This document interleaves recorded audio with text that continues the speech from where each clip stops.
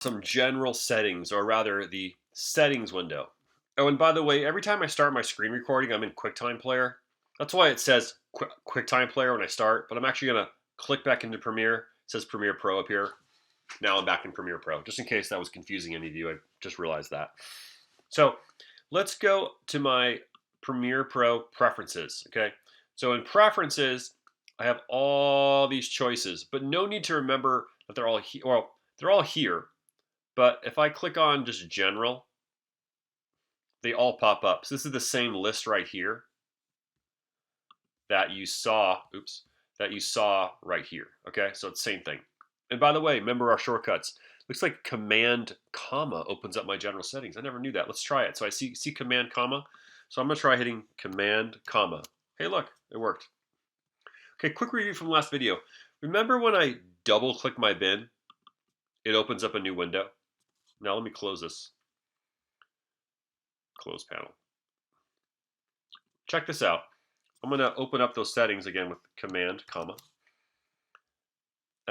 Look at this, bins, double click, open a new tab. Look at this, I can customize this. What if I open a new window? What happens if I do that? Let's check it out. Double click.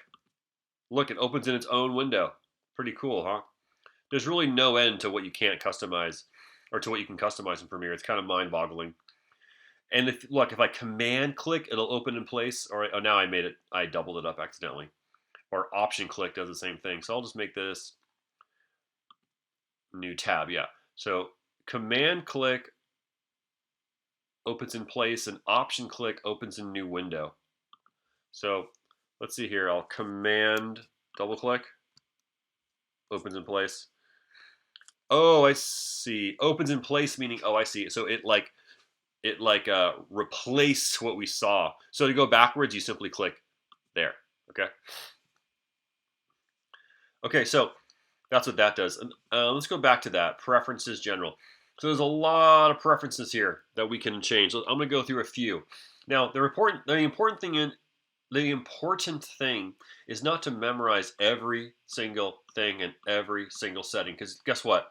0 people have it all memorized. There's no one except for the actual computer programmers who are professional computer programmers and not professional editors have all this memorized, okay? The important thing is just to know kind of where to find it, okay? So these are program preferences that will not have anything to do with our timeline or our video settings, okay? These are just preferences for the software itself, okay? So let's go through some of them. Autosave. Sometimes you guys, maybe your computer shuts off or you accidentally exit or it freezes and you have to restart. You don't necessarily lose everything, because look, every 15 minutes it's going to automatically save your project. And some of you have seen creates a little autosave folder wherever you save your folder. So you can set this.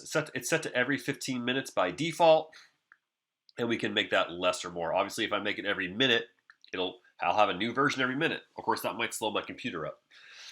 I think every 15 minutes is a decent number to leave it at. And then maximum project versions, I think that's just because every 15 minutes it'll save a new version. And then when it gets to 20, it'll start deleting the oldest one and replace it. If that makes any sense. No need to fully, as long as you know where it is.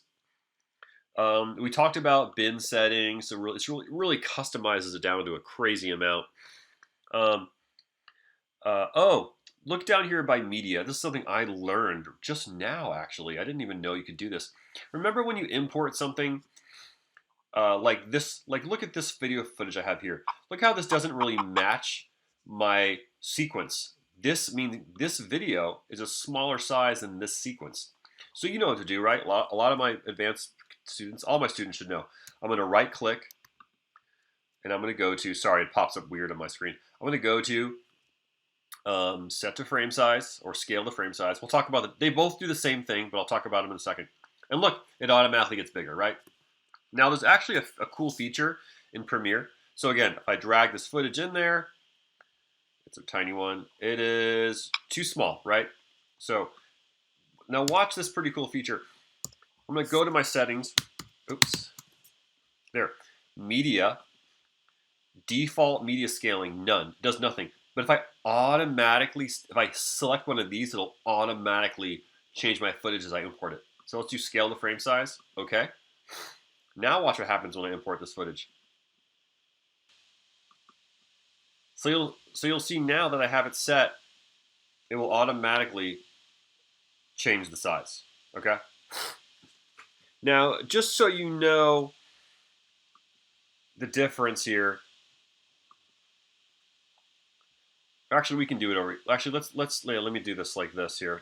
I'm going to shut that feature off and talk about the difference between set to frame size and scale to frame size. Sorry for this kind of a rambling video here. Just turning it off, coming over here. So let's go here. It's too small. I'm going to go to my effect controls, select my footage, motion. We see it's at 100%. I can make it bigger if I want.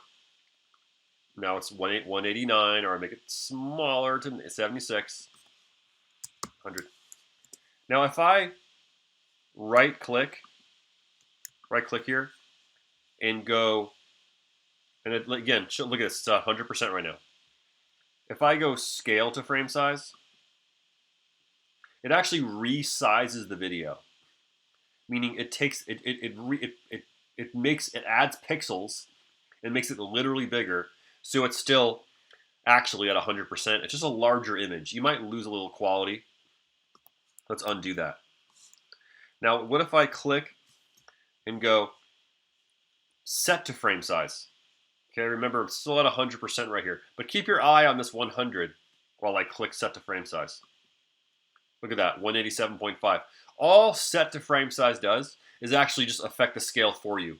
It basically turns the scale up until either the left and right or up and down edges of your video file hit the edges of the sequence size, okay? That's why there's still bars here. That's why some of you folks who import cell phone footage have black and white on the left and right, because it basically makes it as big as the edges of the frame.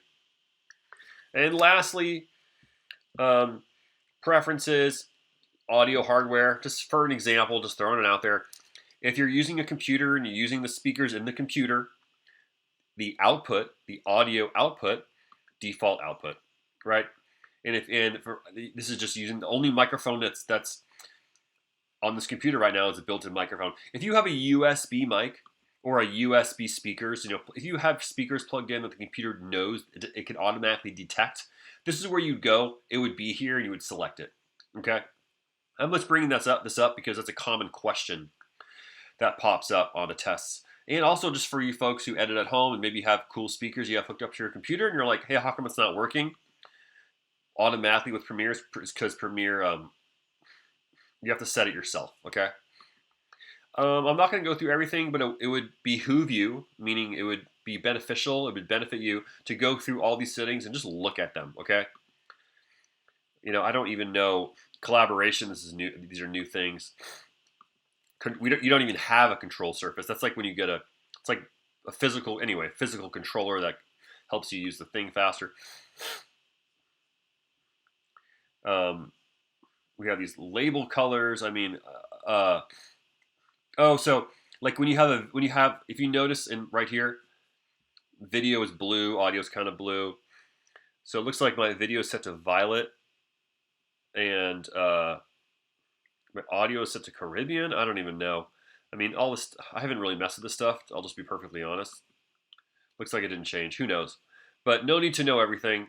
As long as you kind of know that this is where, let's check playback. Playback pre-roll. Oh, there's one more thing you need to know here. So one more thing to know is timeline. Now, you could argue this is kind of a video setting, but it is more of a usability setting.